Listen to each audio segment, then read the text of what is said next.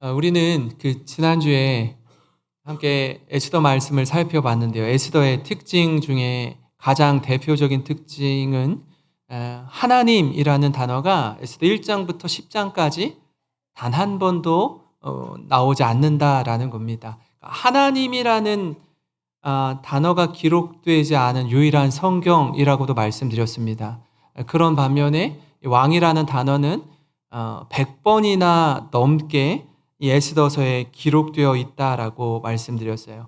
그래서 웨인 바크 후이제는 에스더의 특징을 잘 담아서 여러 권의 에스더 책을 썼는데 그 네 번째 책 제목을 이렇게 썼습니다. 무대 뒤에 계신 하나님이라고 기록했습니다. 그러니까 우리가 볼 때 역사를 이끌어가는 사람은 대제국의 왕으로 생각하기 쉬운데 그렇지 않다라는 거예요. 눈에 보이지는 않지만 이 역사를 주관하시는 분이 계시는데 그분이 하나님이시다라는 겁니다. 여러분 베스트셀러 작가들의 글을 한번 몇 권 읽어보신 분들은 아실 거예요. 이 글을 딱 보니까 누구 글이다라는 게 딱 알게 되는 겁니다. 아주 유명한 영화를 감독하는 그 감독들의 영화를 딱 보면 이건 누구 감독의 영화이겠구나라고 짐작이 되는 거예요. 그 영화의 감독이나 이 글을 쓰는 작가는 그 내용에는 드러나지는 않아요. 이거 누가 썼는지, 누가 영화를 감독했는지 금방 알 수 있는 것처럼 온 세상을 다스리고 인도하시고 이끌어 가시는 분이 하나님이시다라는 겁니다.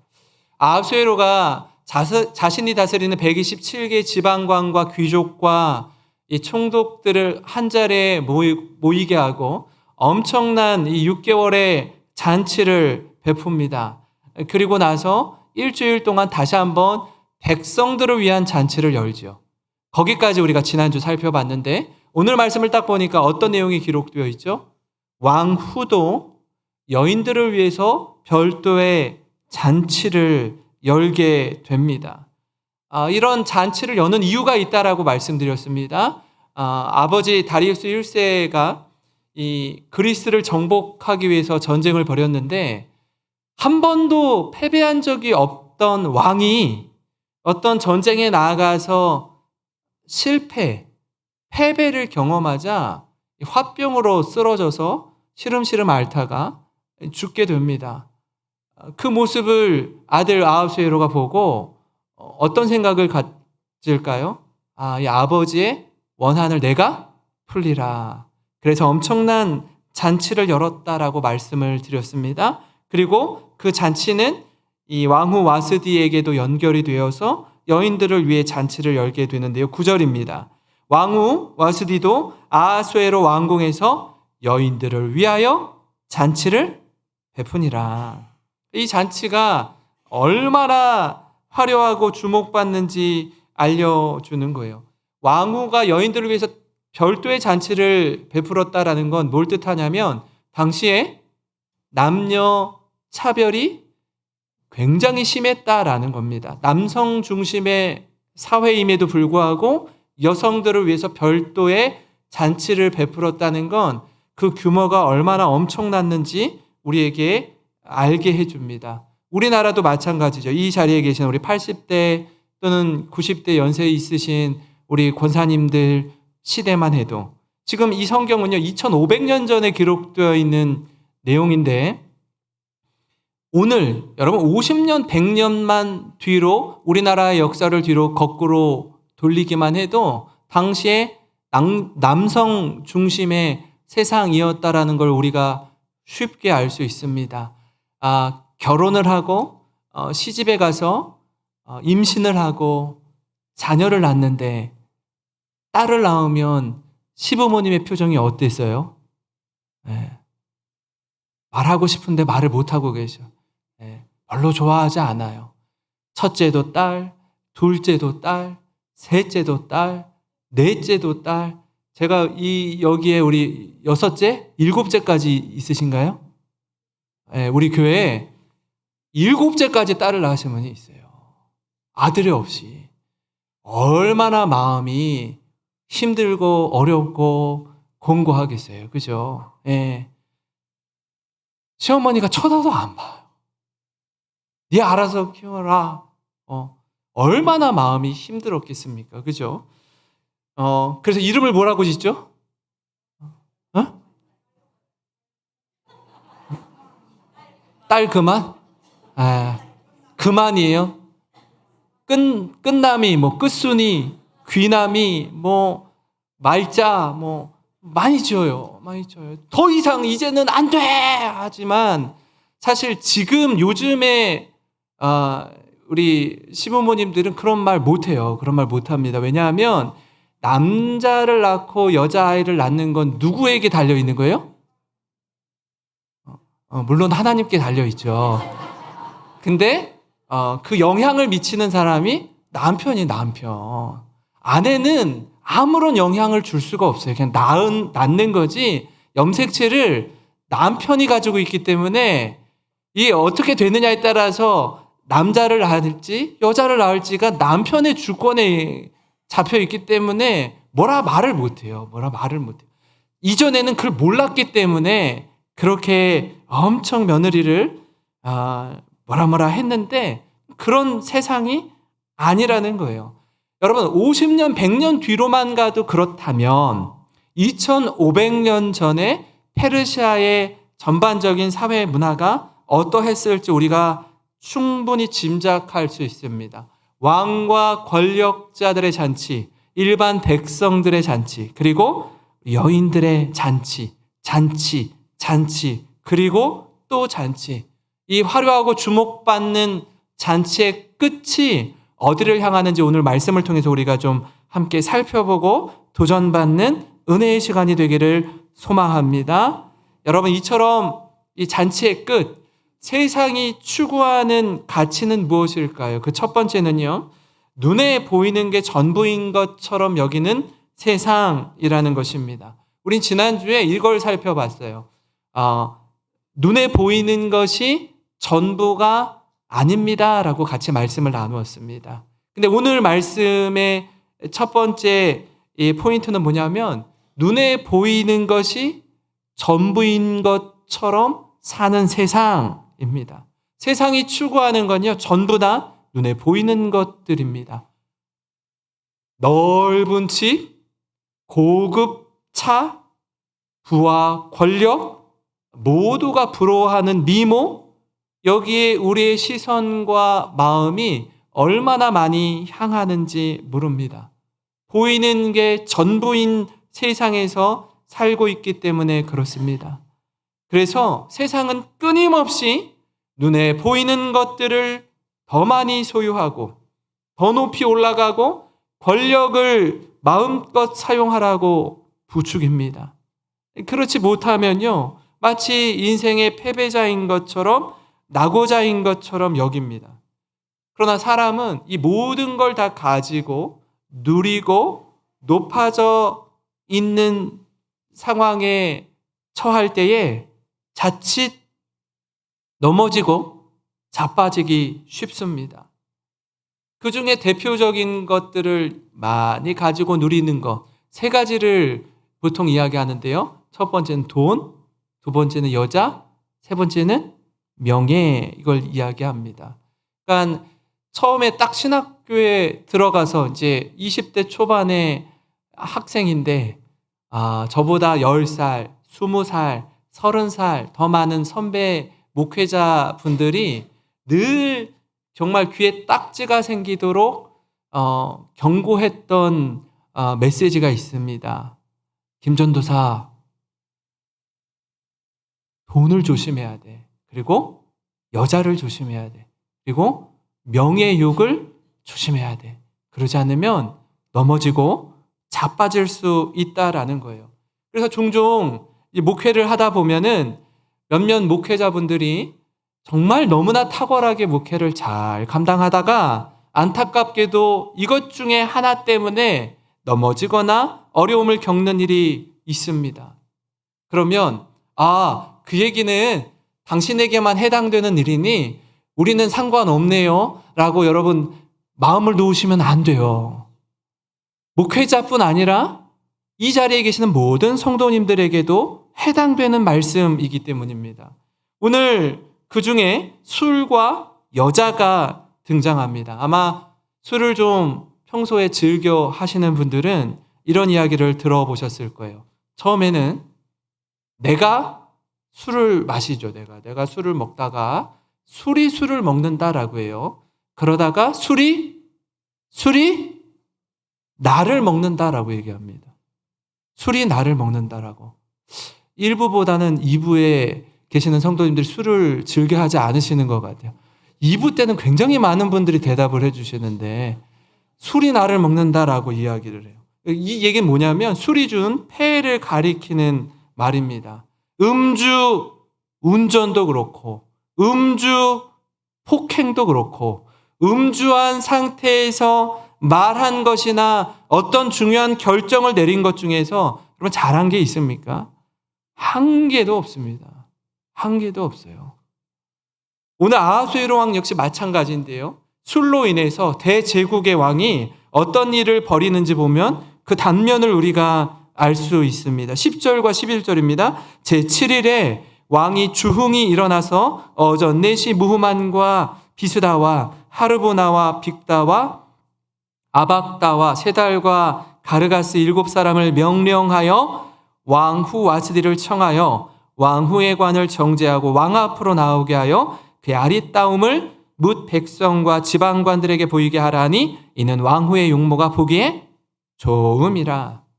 왕이 술이 거하게 이제 취한 거예요. 그래서 누구를 부르죠? 내 아내를 불러오라는 겁니다. 왜 부르죠? 자랑하려고. 내 아내가 너무나 미모가 뛰어난 거예요. 왜 안 그렇겠어요?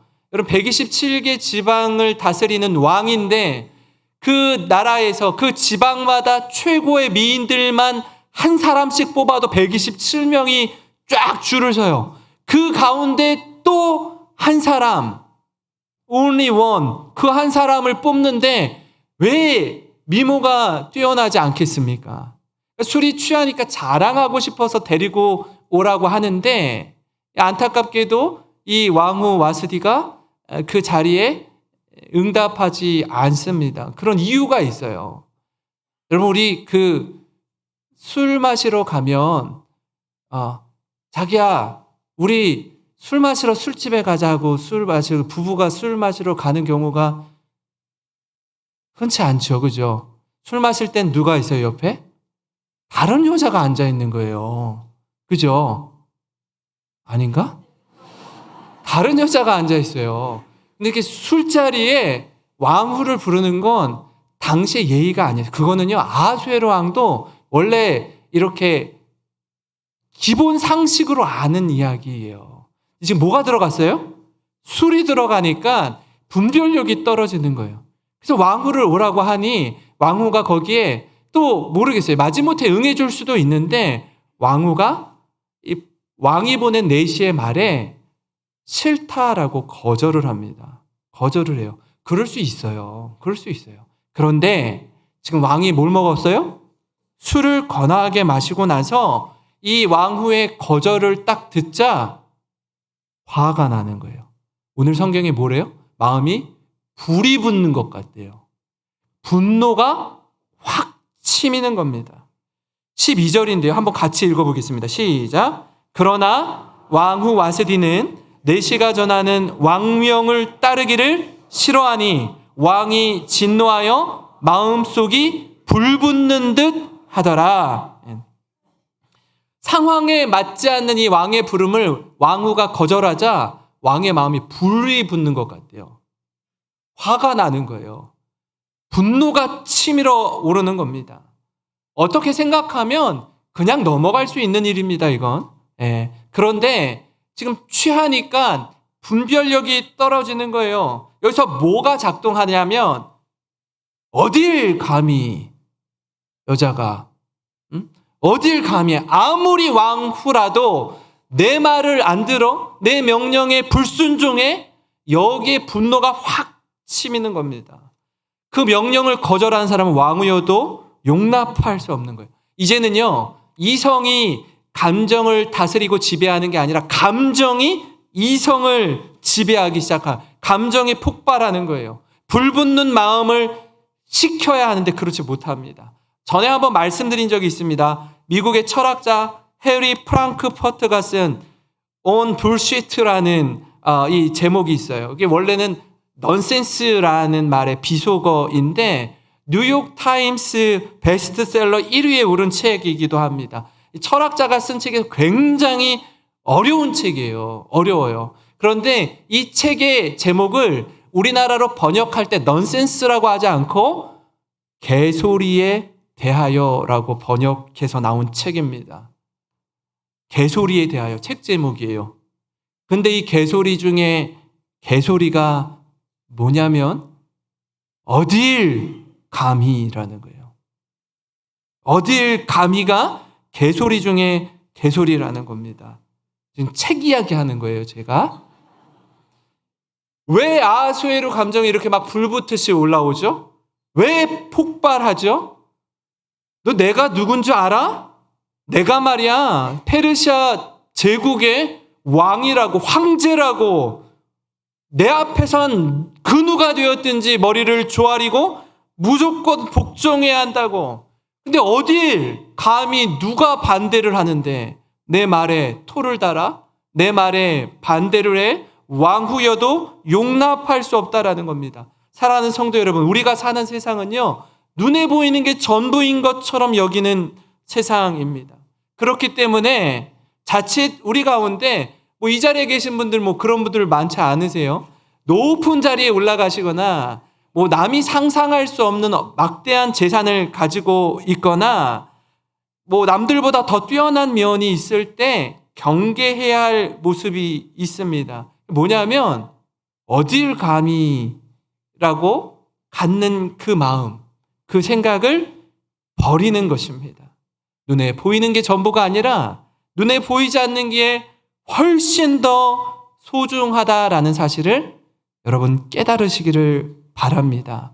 지난주에 함께 나눈 말씀 한 번 더 읽고 우리 마음에 좀 새겼으면 좋겠는데요. 고린도후서 4장 18절 말씀 우리 한번 다시 읽겠습니다. 시작. 우리가 주목하는 것은 보이는 것이 아니요 보이지 않는 것이니 보이는 것은 잠깐이요 보이지 않는 것은 영원함이라. 아멘. 이 땅에 있다가 사라질 것들, 보이는 것들에 마음 빼앗기지 말고 영원한 것에 우리의 시선을 고정하며 하나님과 그분의 나라를 소망하는 모든 성도님 되시길 주님의 이름으로 축원합니다. 그런가 하면요, 여러분, 잔치의 끝, 세상이 추구하는 가치는 뭐냐면 둘째로 과대 포장을 하거나 확대 해석하는 것에 익숙하다라는 거예요. 이 감정이 폭발한 아하수에로 왕이 자기 감정 그대로 표현하면 또 그것이 말이 와전되거나 왕으로서 품위를 지키지 못할 수 있다라고 여기고 7명의 와이즈맨 현자들에게 이런 경우에는 어떤 식으로 대응하는지 전례가 있냐, 사례가 있냐라고 물어봐요. 이거 어떻게 하면 처리하는 게 좋을지 근거를 마련하려는 저희가 밑바닥에 깔려 있는 겁니다. 그래서 이 옆에 있던 측근들은 여러분 눈치 구단일 거예요. 그죠? 왕이 어떤 대답을 요구하는지 정확하게 알고 있습니다. 답정너라는 말을 들어보셨어요? 답정너? 그게 뭐죠? 답은 정해져 있어요. 너는 그 답을 말하라라는 거예요. 다른 말 하면 안 되고 이미 답은 정해져 있는데 너에게 듣고 싶다라는 겁니다. 그러니까 7명의 이 와이즈맨들이 얼마나 지혜롭고 현명하겠어요. 어떤 면에 있어서요? 왕의 비위를 맞추는 면에 있어서. 그래서 왕이시여 이런 때는 이렇게 하는 것이 좋습니다 하고 이 7명의 현자 가운데 무무간이 아하수에로 왕에게 이렇게 제안합니다. 15절 16절인데요. 왕후 와스디가 내시가 전하는 아하수에로 왕의 명령을 따르지 아니하니 규례대로 행하면 어떻게 처치할까? 무무간이 왕과 지방관 앞에서 대답하여 이르되 왕후 와스디가 왕에게만 잘못했을 뿐 아니라 아하수에로 왕의 각 지방의 관리들과 뭇 백성에게도 잘못하였나이다.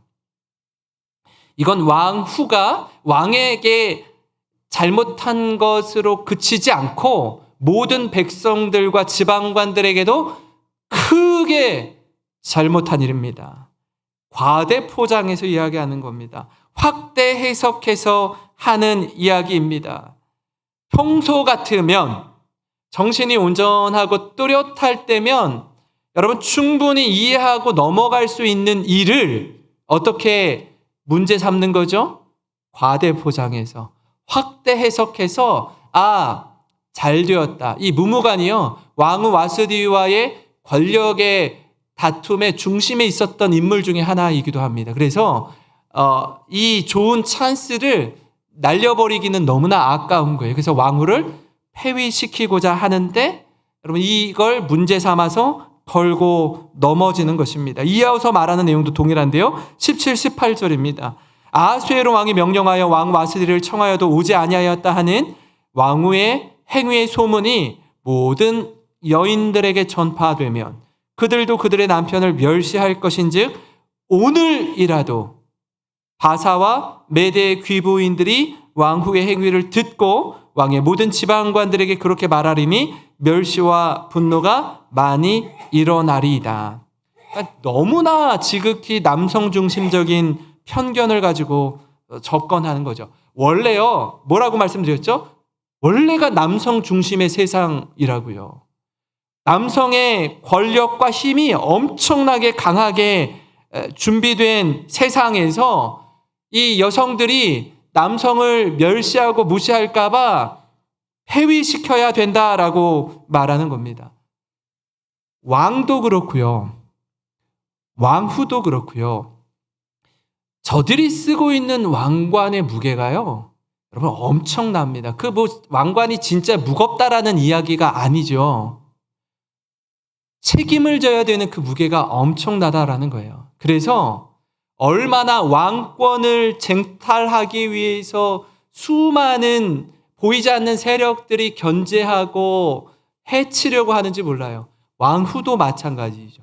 조선 왕조 500년의 역사 가운데 이 왕후의 자리에 앉기 위해서 수많은 여인들의 암투와 싸움이 있지 않습니까? 똑같은 거예요. 여러분 이 왕후 와스디가 자칫하면요, 단 한 번의 실수에도 목숨을 잃을 수 있는 자리라는 겁니다. 양날의 검과 같은 너무나 위험한 자리입니다. 세상에서 최고 높은 자리에 있지만 하루아침에 세상에서 가장 낮은 자리로 떨어질 수 있는 자리라고요. 양날의 검과 같아요. 엄청난 강함을 가지고 있지만 그 이면엔 엄청난 약점도 가지고 있다라는 말입니다. 꽃길만 걷는 자리가 아니라는 거예요. 호시탐탐 왕좌를 노리는 숨은 세력들이 있고 왕후의 자리 역시 마찬가지라는 겁니다. 기업이나 사업을 경영할 때도요, 목회할 때도 예외가 아닙니다.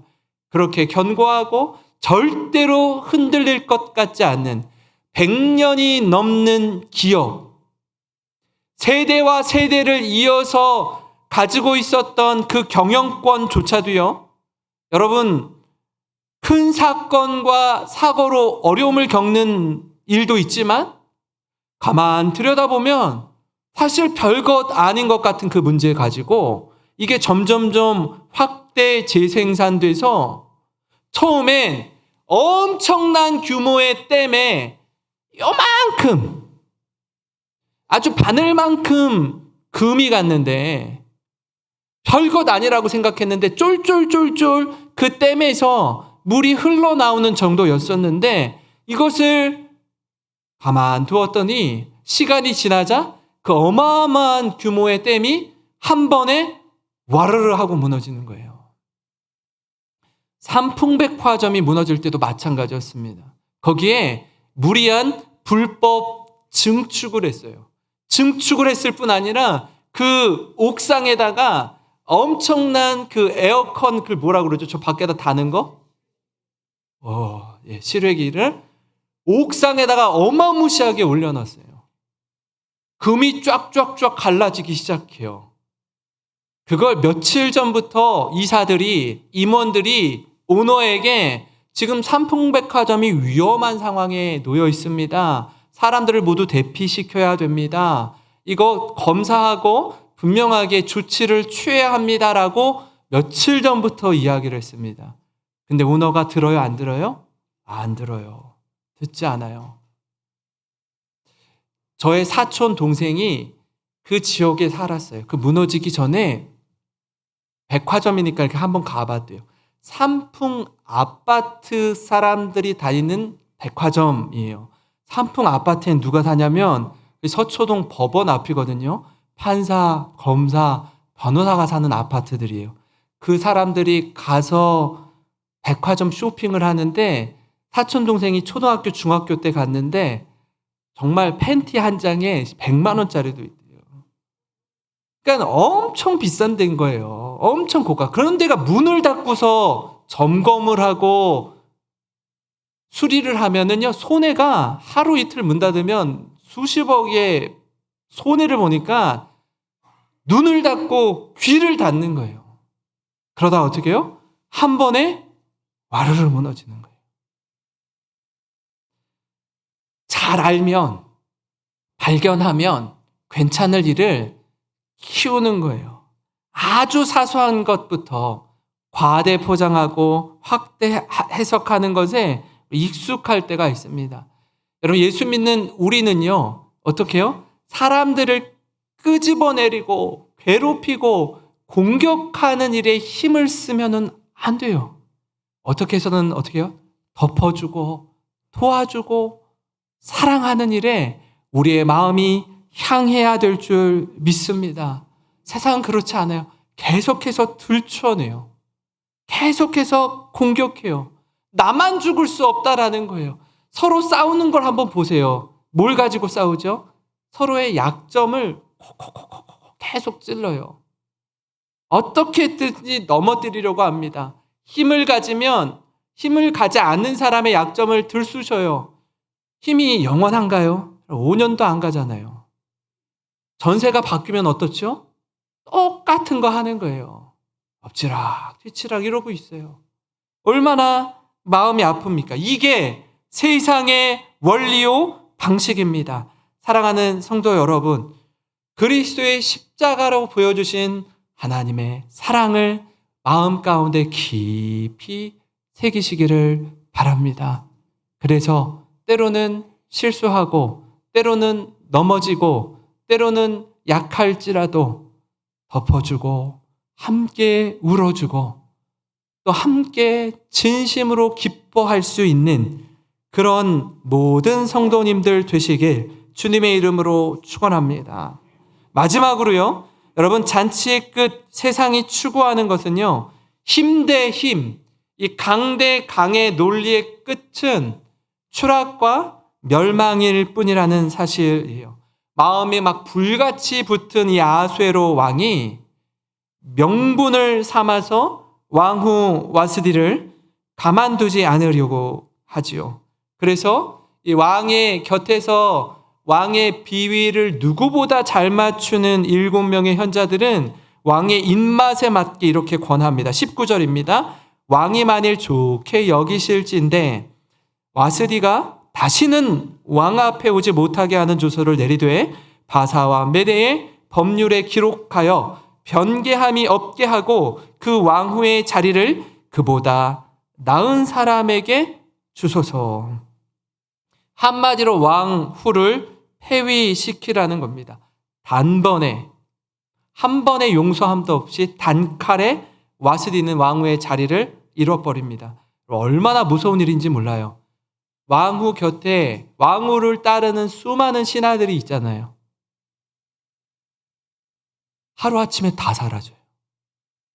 자신은 멀리 유배를 가듯이 평생 이제는 2번 다시 왕 앞에 설 수 없게 됩니다. 차디찬 그런 곳에서 지내다가 쓸쓸히 생일 마쳐야 하는 상황에 이르는 겁니다. 세상의 가장 높은 곳에서 가장 낮은 곳으로 한순간에 추락해버리고 맙니다. 이 모습을 보면요, 세상이 얼마나 냉혹하고 무서운지 모릅니다. 이어서 왕은 무무간의 말을 듣고 그대로 전국에 시행령을 내리는데 이렇게 말합니다. 왕과 대신들은 그의 말이 옳다고 여기고 왕은 즉시 무무간이 말한 대로 시행하였다. 왕은 그가 다스리는 모든 지방에 조서를 내렸다. 지방마다 그 지방에서 쓰는 글로, 백성마다 그 백성이 쓰는 말로 조서를 내려서 남편이 자기 집안을 주관하여야 하며 남편이 쓰는 말이 그 가정에서 쓰는 일상 언어가 되어야 한다고 선포하였다. 원래 남성 중심의 사회에서 더욱더 강력한 남성 중심의 세상을 만드는 거예요. 남성의 권위를 더욱 강화시켜서 이전에도 여성들이 남성들의 말에 순종하며 살았는데 이제는 복종하며 살게 만드는 거예요. 한마디로 이 아수에로가 권력 자랑, 힘 자랑하는 겁니다. 그걸 바라보는 많은 사람들이요, 처음에 그 사람 왕 앞에서 머리를 조아리죠. 근데 너무 강력해지면, 너무 선을 넘으면 앞에서는 동의하는 척하지만 마음 중심으로는 동의하지 않아요. 힘을 제대로 사용하려면 힘을 써야 할 때와 힘을 빼야 할 때를 구별할 줄 알아야 합니다. 그렇지 않으면 권력 남용받게 되지 않습니다. 반드시 나중에 아주 크게 후회할 때가 옵니다. 아수에로 왕도 마찬가지였어요. 우리가 1장을 읽었는데 다음 주에 2장을 볼 텐데 1장과 2장 사이 4년이라는 시간이 흐릅니다. 그 4년이라는 시간 동안 뭐 하냐면 아수에로가 127개 지방의 총독들을 이끌고 그리스 함대와 해상전과 육지전을 펼치는데 모두 다 아주 쓰디쓰게 패배하고 맙니다. 그리고 시간이 지나고 보니까 곁에서 자기를 위로해 줄 아내가 없어요. 데리고 있는 사람들, 자기 부하들의 말을 다 들었는데 완전히 다 추락해버리고 나락으로 떨어져 버렸어요. 공허한 거예요. 그리고 후회하는 거예요. 내가 왜 그때 술 먹고 한껏 취해서 이 감정 조절을 잘 못해가지고 왜 이런 말을 잘못해서 이 어려움을 겪는가? 왜 이 눈물을 흘리는가? 이렇게 떨어져 버리는 거예요. 후회하는 거예요. 그 후회하는데 후회할 틈을 주지 않으려고 해요. 저들이 또 왕을 딱 보니까 벌써 표정이 안 좋아요. 그래서 어떻게 하죠? 왕이시여, 와스들을 대신할 왕비를 127개의 지방에 빼어난 여인들 중에 선택하셔서 왕후를 삼으십시오. 그래서 누가 뽑히는 거예요? 에스더가 뽑히는 거예요. 그 이후의 얘기는 또 다음 주에 이 연속극처럼 우리가 다시 한번 하게 될 텐데, 이 힘 대 힘, 강 대 강의 논리의 끝은요, 추락과 멸망이라는 거예요.